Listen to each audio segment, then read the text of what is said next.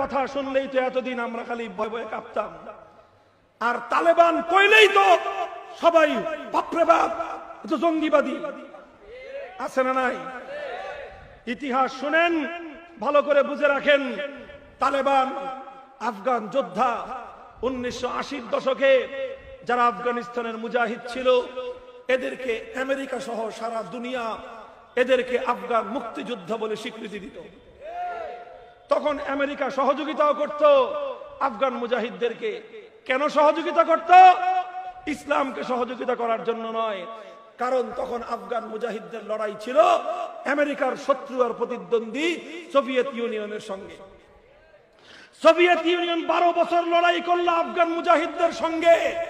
12 বছর লড়াই করে সোভিয়েত ইউনিয়নের ঝুরির তলা ফেটে গেল, আর সোভিয়েত ইউনিয়ন ভেঙ্গে খান খান হয়ে গেল, এবং 12টি মুসলিম দেশ সেখান থেকে স্বাধীনতা পেয়ে গেল।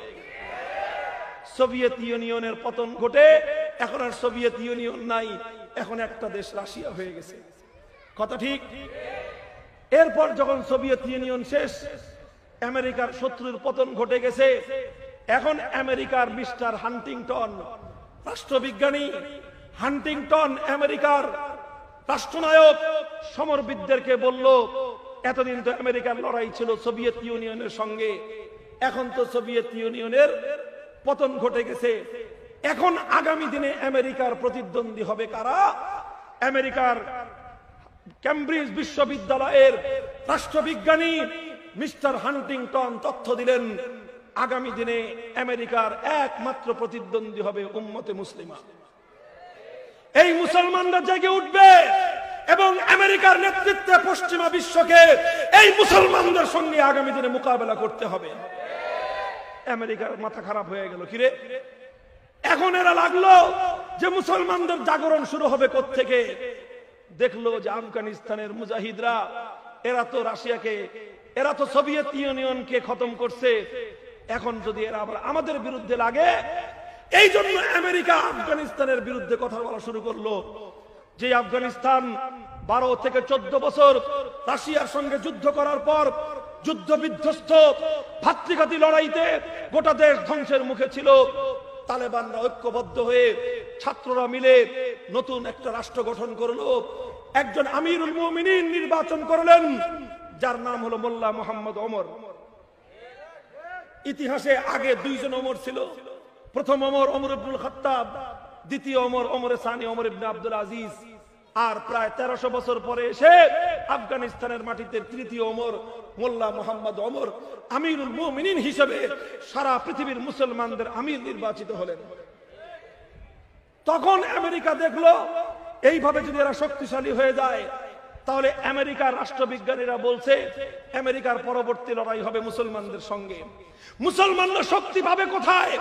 দেখলো যদি এই রাষ্ট্র, এটা ইসলামী রাষ্ট্র, এটা ইমারতে ইসলামিয়া, এটা ইসলামী রাষ্ট্র, এই রাষ্ট্র যদি শক্তিশালী হয়ে যায়, তাহলে এই রাষ্ট্রের নেতৃত্বে আমেরিকার সঙ্গে মুসলমানদের লড়াই হবে। কাজেই এই রাষ্ট্রকে শক্তিশালী হতে দেওয়া যাবে না। কাজেই তখন আমেরিকা বলল, 15 বছর পর্যন্ত যে আফগান মুজাহিদদেরকে আমেরিকাই স্বাধীনতা যোদ্ধা বলেছে, মুক্তিযোদ্ধা বলেছে, 15 বছর পর যখন দেখলো নিজের স্বার্থে আঘাত আসছে, সঙ্গে সঙ্গে ভুল পাল্টায় ফেললো, বলতে আরম্ভ করলো এখন থেকে আর তালেবানরা মুক্তিযোদ্ধা না, এখন থেকে তালেবানরা জঙ্গিবাদী। এটাই হলো পাশ্চাত্যের কৌশল। যখন আপনি তার পক্ষে থাকবেন তখন আপনি মুক্তিযোদ্ধা, যখন আপনি তার বিরুদ্ধে যাবেন তখন আপনি জঙ্গিবাদী। আমেরিকা দিল যুক্তি জঙ্গিবাদী এই তকমা লাগায়, আর আমেরিকার সুরে সুরে সারা দুনিয়া থেকে আমেরিকার চামচার দালালরা হুক্কা হুয়া শুরু করলো। হুক্কা হুয়া বুঝেন? হুক্কা হুয়া বুঝেন? বড় শিয়াল জঙ্গলের ভিতর থেকে হুক্কা হুয়া ডাক দেয়, আর সমস্ত পাতি শিয়াল যে যেখানে আছে সব জায়গা থেকে বড় শিয়ালের সুরে সুর মিলায় হুক্কা হুয়া ডাক দেয়। আমেরিকা হলো বর্তমান পৃথিবীর বড় শিয়াল, আর সারা দুনিয়া জুড়ে যত পাতি শিয়াল আছে আমেরিকার সুরে সুর মিলায় ওরা কথা বলে। বাংলাদেশে হুক্কা হুয়ার দল আছে না নাই? যেদিন থেকে আমেরিকা আফগান মুজাহিদদেরকে যতদিন মুক্তিযোদ্ধা বলেছে, এই হুক্কা হুয়ার দল ততদিন আফগান যোদ্ধাদেরকে মুক্তিযোদ্ধা বলেছে। যেদিন থেকে আমেরিকা আফগান তালেবানদেরকে জঙ্গিবাদী বলতে শুরু করলো, এই হুক্কা হুয়ার দল জঙ্গিবাদী বলা শুরু করলো। 20 বছর পর এদেরকে জঙ্গিবাদী বলল আর এদের সঙ্গে যুদ্ধ করলো। যুদ্ধ করার পর 20 বছর পর আমেরিকা খাতা কলম নিয়ে বসছে হিসাব করতে, দেখি তো আফগানিস্তানে যে 20 বছর যুদ্ধ করলাম কতটুকু আয় করলাম, ব্যয় করলাম কতটুকু। তো তারপরে ব্যয়ের খাতায় দেখে প্রতি বছর প্লেনকে প্লেন, জাহাজকে জাহাজ ভর্তি লাশ আমেরিকায় যায়। আমেরিকার সৈনিকদের গত 20 বছরে প্রায় 10,000-এর বেশি আমেরিকান সৈনিকের লাশ আফগানিস্তান থেকে আমেরিকায় নিতে হয়েছে। এগুলো তো শুধু লাশ, আমেরিকার ঘরে ঘরে আফগান ফেরত আমেরিকান সৈনিকদের লাশ কবর আছে, মাটিতে পুঁতে রাখছে। গোটা আমেরিকা থেকে এখন দাবি উঠেছে, আর কত আমাদের সন্তানদেরকে তোমরা হত্যা করবা বলো। লাশ যায় প্রতি বছর জাহাজকে জাহাজ ভর্তি হয়ে। আর আমেরিকার প্রতি বছরের অর্থনীতির বাজেট বিপুল পরিমাণ খরচ হয় যুদ্ধ করতে। আমেরিকা দেখলো সোভিয়েত ইউনিয়ন 12 বছর যুদ্ধ করে ফুতুর হয়ে গেছে। আমেরিকার দেখলো সোভিয়েত ইউনিয়ন 12 বছর আফগানিস্তানে যুদ্ধ করে ফুতুর হয়ে এখন সোভিয়েত ইউনিয়ন নাই, ভেঙ্গে খান খান। আমেরিকা চিন্তা করলো, আমি তো ছলে বলে কৌশলে দান্দাবাজি করে সারা দুনিয়া থেকে চান্দা উঠায় 20 বছর যুদ্ধ করছি। আমেরিকা কিন্তু বড় ধান্দাবাজ, কারণ সে যুদ্ধ করার আগে চান্দাবাজি করেছে। সন্ত্রাস বিরোধী যুদ্ধের নাম দিয়ে সারা দুনিয়া থেকে চান্দা করে যুদ্ধ করেছে। এই জন্য আমেরিকা 20 বছর যুদ্ধ করার পরও টিকে আছে। আর সোভিয়েত ইউনিয়ন ওটা ছিল মাথা মোটা বলদ। সোভিয়েত ইউনিয়ন যারা সোভিয়েত ইউনিয়নের ওই যে কমিউনিজমের রাজনীতি করে, এই সবগুলো হলো মাথা মোটা বলদ থাকে। ওরা চান্দাবাজি করে নাই, চান্দাবাজি না করে যুদ্ধ করেছে। 12 বছরে অর্থনীতি ফুতুর। আমেরিকা ধান্দাবাজ, চান্দাবাজি করে 20 বছর যুদ্ধ করেছে। কিন্তু চান্দা উঠে 50 টাকা, খরচ হয় 100 টাকা, বাকি 50 টাকা নিজের পকেট থেকে দিতে হয়। এখন আমেরিকা 20 বছর পরে এসে হিসাব করতেছে, হায় হায় 20 বছর পরে যুদ্ধ করলাম, 10,000 লাশ পাইলাম, আর আমার দেশের অর্থনীতি প্রতি বছর যেইভাবে আফগানিস্তানের পিছনে খরচ হইতেছে, এভাবে যদি আর 10 বছর চলে তাহলে আমেরিকার যুক্তরাষ্ট্র আর যুক্তরাষ্ট্র থাকবে না।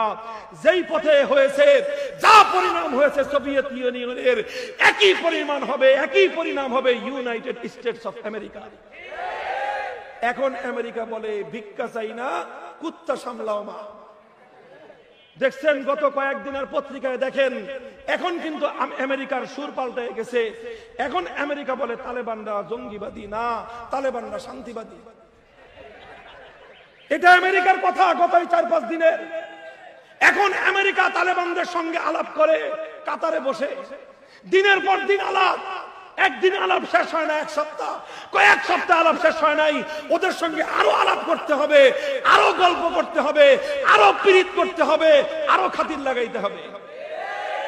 এখন জিজ্ঞাসা করেন কেন এরা না জঙ্গিবাদী? এরা না জঙ্গিবাদী, তালেবানরা না জঙ্গিবাদী, তো এই জঙ্গিদের সঙ্গে এত পীড়িত কেন? তালেবানরা জঙ্গিবাদী, এদের সঙ্গে এত গল্প কেন? তালেবানরা না জঙ্গিবাদী, এদের সঙ্গে এত আলাপ কেন? মুহতারাম হাজিরিন, হে মুসলমান, ফজিলতের ওয়াজ তো অনেক শুনছেন। কয়বার সুবহানাল্লাহ বললে জান্নাতে কয়টা গাছ হয়, সব ওয়াজ আগেও শুনেছেন, পরেও শুনেছেন। আমি আপনাদেরকে একটা সচেতনতার ওয়াজ করে যাই। ও মুসলমান, আমাদের পতন এই কারণেই হয়েছে, কারণ আমরা আমেরিকা এবং রাশিয়া যা শিখিয়ে দেয় তাই বলি। ওরা আমাদেরকে যা করতে বলে আমরা তাই করি। আমাদের দেশ, আমাদের রাষ্ট্র, আমাদের জাতি, আমরা কি স্বনির্ভর ভাবে নিজের পায়ে নিজেরা দাঁড়িয়ে নিজেদের আদর্শের উপর মাথা উঁচু করে দাঁড়াতে পারি না? আমাদের দেশে আইন শৃঙ্খলা রক্ষাকারী বাহিনী আছে, আমাদের গোয়েন্দারা আছে, তারা অনেক চৌকস, অনেক যোগ্য, অনেক দক্ষ। এরা নিজেরাই ইচ্ছা করলে যাচাই করতে পারে, তদন্ত করতে পারে, কারা জঙ্গিবাদী, কারা উগ্রবাদী, কারা বোমামের মানুষকে হত্যা করে, এগুলো যাচাই করবার জন্য আমার বাংলাদেশের গোয়েন্দারাই, তারাই যথেষ্ট, তারাই এনাফ। বিদেশ থেকে আইএসআই, মোসাদ অথবা রয়ের কোন সহযোগিতার দরকার আমাদের নাই। কিন্তু বড় দুঃখ আর পরিতাপের বিষয় হলো এই যে আমাদের দেশ, আমাদের মিডিয়া, আমাদের সাংবাদিকরা সাধারণত আমার দেশের পরাধ দিয়ে ওরা কথা বলে না, এদেশের মানুষের স্বার্থে ওরা কথা বলে না। ওরা আমেরিকার CIA রিপোর্ট আর ইসরায়েলের মোসাদ আর ভারতের রয়ের রিপোর্টের ভিত্তিতে ওরা কথা বলে।